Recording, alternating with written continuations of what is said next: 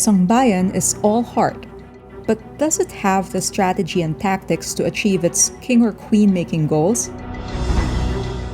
The Sambayan launch was high on hope, but low on tangible doables. In a broken world, we need more than hope. We need a roadmap to get there.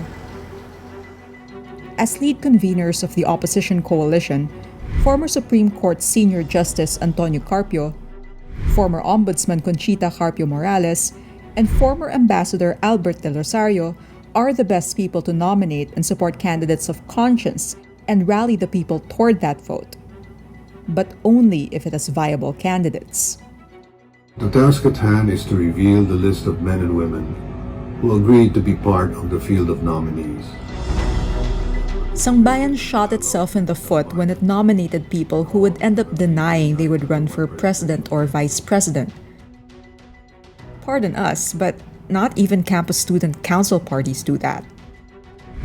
Political science professor Julio Tihanki meantime says 40% of the population can still be swayed. Analysts say there's a clear segment of the populace who are not Duterte loyalists, and this makes the prospect of defeating a Marcos incarnate a real possibility. But still, incumbency advantage is on the side of anyone whom Duterte endorses, especially a ticket that includes Duterte himself. Imagine the intelligence funds and pandemic resources he can muster for himself. No one in this administration will stop him.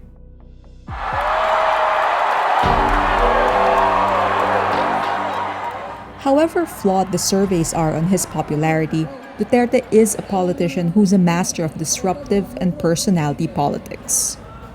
Even half of his present numbers can bring his ticket to victory. That's why the country needs a smart opposition, one that can tap the zeitgeist of rage and longing for a better life. The country needs an opposition that will not only launch a moral campaign against this rising tyrant. The country needs an opposition that will launch a campaign based on good governance, our inalienable rights versus an encroaching China, and on competence. Tihanki put it best.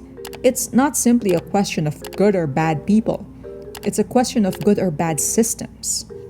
Because as people's experience with this pandemic has told them, it's the incompetence that kills.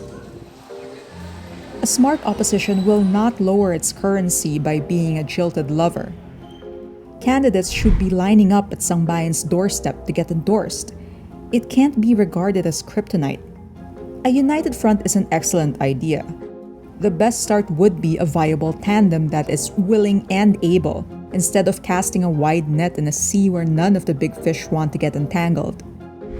But more importantly, Sambayan needs to build a movement as it endorses a viable tandem.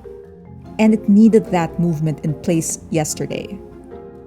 It needs clear action points for people to pursue now.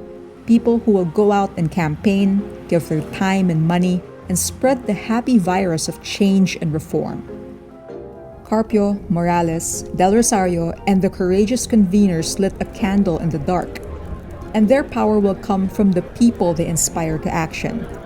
Not with fiery speeches, but with a clear blueprint to victory in 2022.